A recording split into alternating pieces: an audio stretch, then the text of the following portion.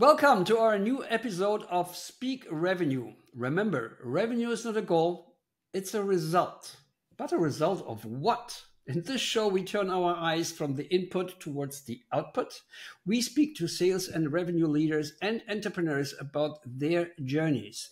Join us on our quest to uncover the root causes of success. Let's unpack what worked for them and what didn't. Today with my guest, Jeremiah Chambers.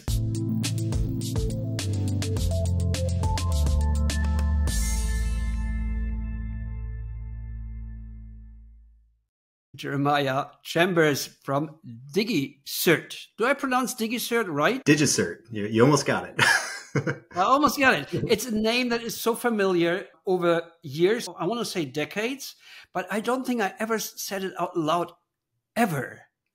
I know. We're like the best kept secret in tech is what we like to call ourselves. Yes.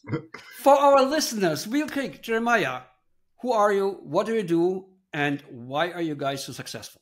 Yeah, I'm, again, Jeremiah Chambers. I'm a VP of sales over here at DigiCert, leader in digital trust. And if you don't know who we are, look up your browser and you see a little lock. That's probably us, TLS and SSL certificates. Why are we successful? Pretty simple, is from top to bottom, we are very much customer obsessed. We are very obsessed with our customers, what's important to them. And that's not just our external customers, but our internal ones as well. You're obsessed with your customers, internal, so many things to unpack. Let's start with, who are your customers?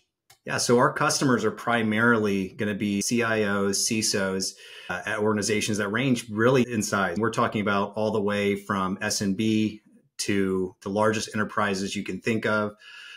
Pretty much, if you name it, if it's a big name in the business market, something that's in the Fortune 500, we most likely work with them. But that's primarily maybe let's intersect here real quick, because I think we both are tech guys and we have this 19-inch conversation and we assume everybody knows what a certificate is. Let's explain to our listeners that are not so techy, what exactly is a certificate? What does it do? Yeah. So basically, think about a certificate like this is you want to send me a message, and that message, we'll think about it as a unique key.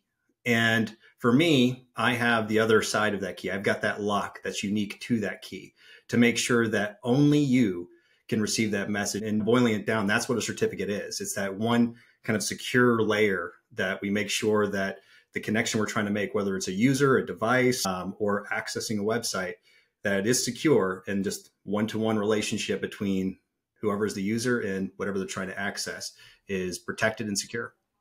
I think the 25-year-old example is when you do online banking, then you can be sure if you see this little lock on top in the address bar, then you can make sure this is really the website of the bank.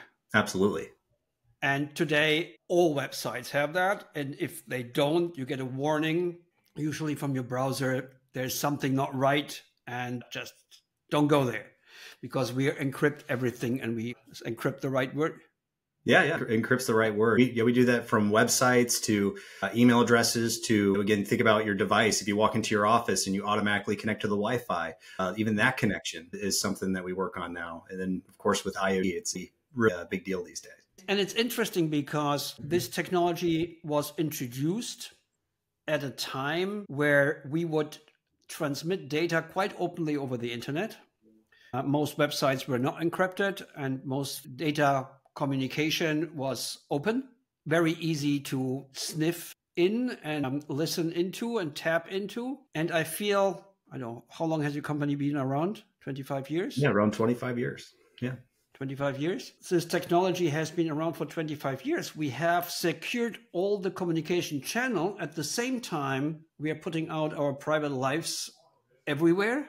I see what people have for breakfast on LinkedIn, and they post their kids on Insta. So we have more secure communication lines, but we are more, I don't know, we trust the internet more. Talk to me a little bit about what trust is and how that has evolved. Yeah. So when you think about digital trust, it's like you said, it's just there. I'm going to put part of my private life on the internet because I trust that wherever I'm putting it is going to be safe. but it extends beyond that, especially in B2B applications. You know, something that we like to talk about specifically is we work with a lot of medical device manufacturers.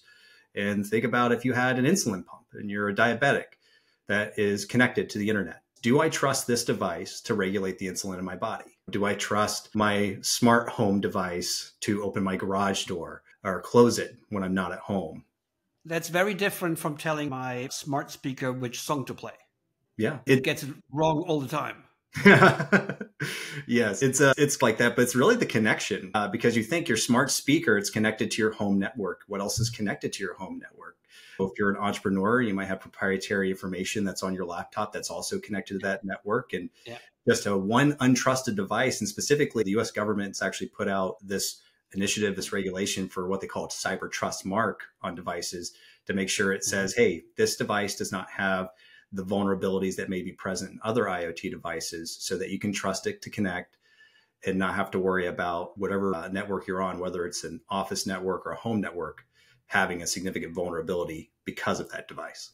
Is that a topic that had its own boost due to the COVID pandemic and everybody starting to work from home? It's actually, it extends beyond that. Prior to my time at DigiCert, I was actually with Verizon and IoT devices. I think we're coming close to 30 billion devices now across the globe. It's almost 5 devices for every human being on the planet that we have right now. And because of that explosion, a lot of it has industrial applications or medical applications or even in aviation. Very important things that we, again, trust every day. You trust that when you get on an airplane that everything's going to work okay and you're going to get to your destination in a reasonable time. You know, you trust that if it's an oil and gas company, that, you know, everything is going to work, all the sensors are going to work correctly so that we can avoid any kind of danger or potential event that could be catastrophic. And that is where really this extended from. And the home side of things has only made it a little bit more relevant to us as consumers, because we don't think about all the industrial things that are going on around us, but we do think about, as you said, the home speaker that doesn't always pick up on the song I'm trying to play, or the smart fridge that I have that tells me when I'm out of milk. That's what we do think of. So that's kind of brought it more into the forefront for everybody. Interesting.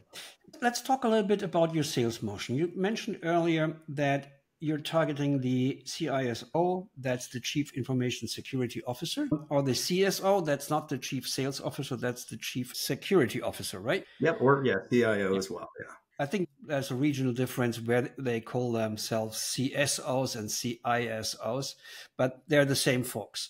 Yeah. I know from personal experience, they're usually not the type of person that likes to get cold called or talk to anyone at all. I would say it's a difficult audience to make contact with. Tell us a little bit about your lead gen motion. Are you doing inbound? Are you doing outbound? How are you building this? Yes, we're doing both. And for the inbound, the outbound motion, there's a lot of things that we have that flow into that. Specifically, as you mentioned, DigiCert's been around for quite some time. So fortunately, we have a very strong brand reputation. Many of these organizations that we're dealing with, they have at least interacted with us because they have certificates. They have public certificates. It's on their website. And that's how they maybe started with us. But that's earned us the right to maybe get in front of them a little bit more. But the way that we've been working the inbound and outbound motion really starts with a significant investment in events and making sure that we are spending time not only educating the market of CIOs and CISOs, but giving them a voice to talk about what is going on in their world, specifically related to something called PKI, or public or private key infrastructure. That's our bread and butter. That's where we relate to. And that's been allowing us to get some things to the forefront that are issues that they're facing, that we solve for. And when it's an organic discussion that starts with this group of CISOs or CIOs, it really does help get that thought planted of how can we do this better? How can we protect ourselves from vulnerabilities, increase our security posture?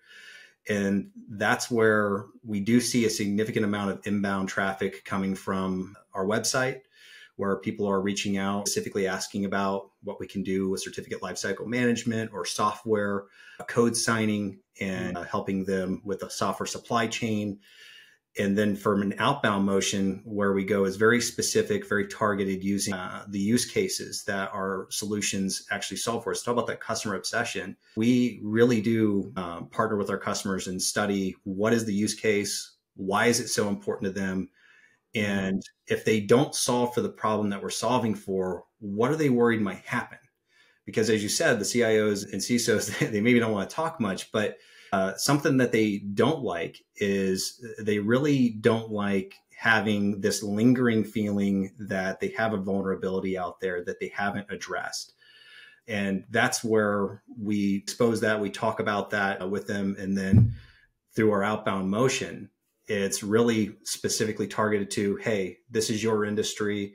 Here's a use case that we typically see within your industry. Here's an example of how we've solved that for someone else.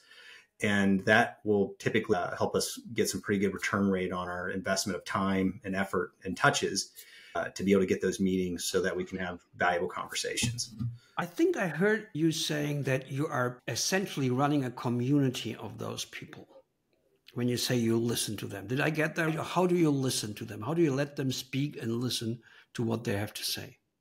Yeah, we've partnered with quite a few other organizations to be able to host roundtable discussions. We're very close to something called the CAB Forum. It's basically a regulatory committee that regulates all of the policies and everything that we see around certificates. And because of that, that gives us a little bit more credibility, a little bit more access than we may see. And even coming up here next week, we've got what they call a Trust Summit coming up in Las Vegas, where we have all these CIOs and CISOs coming in to be educated, to learn, and to have that discussion that's not a sales pitch, but a true, here are issues that we're facing. Here's some problems that are coming with post-quantum cryptography, and being able to really talk about that in a safe setting where they're hearing from their peers. And fortunately, we're able to use that and say, if we could solve this for you, what would that do for your business? And luckily, it's been turning out quite well. We've been able to solve this problem for quite a few people, and it's gaining kind of a snowball effect, if you will. I think it's easy to picture how you as a company with that standing in the market and with that brand awareness, how you generate inbound leads. How do you do outbound? Do you cold call them? Do you email them? How do you get in front of them in your outbound motion? Yes. So our outbound motion is something that, well, I say it's perfected, no, but it is something that you said, do we email them? Do we cold call them? The answer is yes. Yes. We also do LinkedIn. And quite frankly, I will go knock on the door if I'm in town to say hello to somebody, because that was my first sales job. Yeah. I've been there too. Yeah. But really, it's not just about the touches. It's not just about the cadences. It's not about having really good email copy and content and partnering with our marketing teams to get that put up. It's about the intense belief that we all have as an organization that we really can solve these problems for our customers, and that conviction that we are the best, and that conviction that we do this and good things happen for the end customer. We're not selling shelfware. We're selling something that is really important. And we do a lot of product education that flows into that outbound motion. So it's not just the fact you're talking to somebody that says, hey, Steve, do you have a few minutes for me to tell you about why I called? It's them truly and genuinely feeling, this is important for you. I think you should hear me out, and you can hear it in your voice. Yeah, I can see that working. Okay, so let's talk about how you organize this. It sounded to me like marketing is responsible for outbound messaging. That's interesting. Do you have an SDR, BDR team? SDR handling the inbound, qualifying the inbound, and a BDR team setting appointments outbound? Yes. So our SDR team is actually flexing. We do have an SDR team. The ratio right now is roughly about 1 to every 3 or 4 account executives. And for them, they are doing some of the front end messaging. And marketing, I wouldn't say, is in charge of all the messaging, but they help give us quite a bit of content to leverage. So those really good white papers, great webinars that we are able to get people to that are solid and educational. But they do report to you, not to marketing. And actually, we just changed that around. Our SDR team does report to marketing right now. And there's always that debate. Who is SDR? Who should they report to? Sales or marketing? And endless debate. What made you switch? Really, it made a lot of sense for our organization. How big is the company in total headcount, and how big is the sales team? Yeah, so the company in total headcount is a little over 2,000. And the sales team just in the Americas is roughly around 500. 500 people in sales. Yeah, I'm lumping in the SDR team and some of the Yeah, of course, of course. as well. They're part of the sales team. Yeah. Or in your case, now the marketing team, but the GTM team. Yeah. Okay, keep going. So you decided to let them report to marketing because. Yeah. So reporting to marketing, the main reason for that is what we're doing primarily with our events and webinars, and talking about that community aspect of it is when you have these fantastic webinars and hundreds of people show up, or these wonderful events, and we have hundreds of people stopping by our booth over the course of a few days, having meaningful conversations.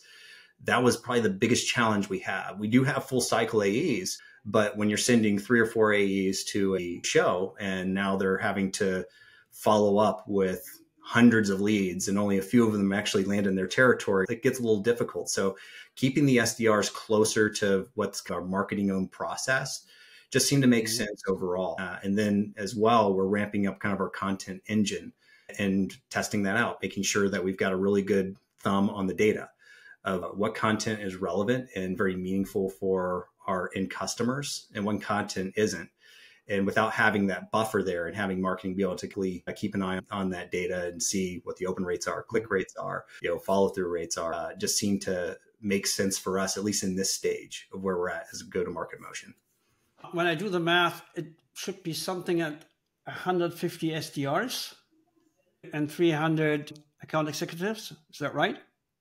Yeah, that's roughly where we're landing. The SDR team is in growth mode right now, but that one's roughly where we're landing at. Okay, that paints a picture. So step me a little bit through your tech stack. Salesforce, Microsoft Dynamics. Yeah, so we're a Salesforce shop. And Salesforce, we're leveraging outreach for our outbound and inbound motions. And of course, we use Clary on the back end to keep an eye on the revenue stream. Okay, that paints a picture. What about second line management? There is the old rule, if you need more than 2 pizzas to feed the people in the room, then there are too many people in the room. You need a hell lot of pizzas to feed those 500 people. How is that organized? Do we have regional teams? Do you have team leads? Describe that structure to us. Yeah, so we do have our customers segmented because, as I said, we deal with those Fortune 10 companies, and we also deal with SMB as well. So we've got split into 3 divisions of, or actually 4 of enterprise, which is what we call strategic, our majors, our corporate, and then our commercial divisions as well. We really capture every aspect of the market because we serve every aspect of the market. As far as leadership goes, we do have it regionalized. We have the Americas, and usually it's one person that is taking on the whole of the Americas, including the Caribbean and Latin America. And then we have it regionalized and broken down from there. Same thing for EMEA and APJ, all across the globe, kind of how we run this. And it's working out pretty well. It's something that we did have to adjust a little bit this year because it was a little bit, I'll say, management heavy early on this year. And through some adjustments, we were able to make a better fit for everyone. And ultimately, it's showing in the results. It proved to be a little bit better, but that's always a difficult one to figure out the right ratio of how many report to a certain person, where they sit, and of course, how we define quotas and everything down the line to make sure it all works together. Speaking of quotas, your definition of a good sales rep. My definition of a good sales rep, that's a broad one. The easy answer is the one who sells more. Yeah. One who sells more is always good. But for us, it's, coming into this space, it's kind of a niche. So you're not going to get a ton of candidates that have domain expertise in our specific patch of cybersecurity. It's very difficult to do that. So for a good salesperson, obviously somebody who has worked with MedPick before, very familiar with BANT, Sandler Shop, coming from there is really good, but it's really about aptitude and coachability. If someone has the aptitude to be able to understand the concepts of what we're trying to teach, because it is challenging from a technical aspect, it is very difficult to learn what we do with our expansive product line and how we solve all the problems and to be able to speak credibly to a customer. To be able to do that, to be able to run our sales motion, which is technical, a lot of stakeholders, and a more lengthy sales motion. Even on the mid-market side, it's more of like an enterprise style sales motion. And to have these people come in and be able to have a foundation that we can build on is very important, because It's going to be very hard for us to find in our small little niche patch all those A players and stack them all into one place. We have to make A players. And luckily, we have a lot of great talent making that come true. Okay, that's very interesting. So how do you onboard them? I hear two types of skills that are in demand here. One is sales knowledge. You need to know what MedPick is, Sandler, any sales method. Is any sales method, or do you insist on, no, we do Gap or Sandler, I think you said. Yeah, we do Sandler. That means if you find talent, then you need to train them in Sandler. Is that right? Correct. So they first go through a Sandler training and then get the tech training and product training. How does that work? It actually kind of runs in parallel, but training never stops here is where it's all about. And this is where I think a lot of companies struggle because oh yes, yeah, doing the onset, the original Sandler training is fantastic. It's wonderful. Always people walk away with insights. They invest time in it and quite a bit of money. And that's great at the beginning. The technical side of things is something that we have to train in parallel because we want to get them out there and being effective in the field as soon as possible. You know, something I've learned is the sooner we get them face to face with our customers, the sooner we get them actually doing the work is the better, because the training is fantastic, but I'd rather have someone that doesn't know everything to a T, and is okay with admitting that and getting themselves in. How do I have to picture this? Are they going through the Sandler training one by one, or do you create cohorts of, we just hired 5 new sales rep, let's send them over to Sandler? Yeah, so we do the cohort approach. So we do a full live Sandler training with online supplement. We also have an online training that we do as well that our Enable team is fantastic for the more technical aspects of it. Weekly, we have actually an entire company call where we're going over these topics. We're talking deeper into the product and very specific learning topics. Those cohorts don't end at the end of the Sandler kind of training playbook, if you will. As we continue on, we continue to revisit those concepts over time. You know, once every other week, even beyond that first 3 months of very intense training, we want to make sure we keep that fresh. But really what makes the difference is that end of the line sales manager actually being on the calls live, taking the 15 minutes after the call to debrief and tell them how they did, give them that coaching and give it to them in a very kind way. That is what makes all of the difference. And then with our sales engineering hands, those folks coming in and providing a little bit more of the technical education, you know, if they misspoke or if they went over some kind of complex topic, being able to boil that down into a more relatable way is something that's very helpful over time. Are you using any conversational intelligence tool like Gong or something to analyze those conversations? Believe it or not, no. Okay. I absolutely believe it. Yeah. It's the first time in years that I haven't, and I believe we're making our way towards that right now. But it is something that we're doing it without that. But it does have a little bit of a side benefit, because the only challenge I find sometimes with that conversational intelligence is at times with managers, it's always, hey, I'll get to the recording of that meeting to listen to it, to grade it later. And then that never happens. Where at least with our current model, it does spur a little bit more live interaction because a lot of our sales managers that we have they were some of the greatest salespeople that this company has seen. And for them, it's great to have them live on there to hopefully steer a conversation back on track if for some reason it falls off, and give live coaching. You said before that a good sales rep is somebody who is eager to learn and coachable. How do you quantify this? So eager to learn and coachable, it really starts with the interview process. You know, when you're interacting with these people in an interview setting, first off, it's about letting your guard down. I've been one to practice a little bit of radical candor. I'll be very blunt and very straightforward, but the goal is to get someone comfortable in that interview process so that they can be real, be who they are, and be genuine about it. And having that conversation with them, and maybe even throwing out some critiques or providing them with some guidance before answering a question, just saying, hey, it's an interview question. Before we started this, you gave me a few things to follow as guidelines. How well did I follow those guidelines?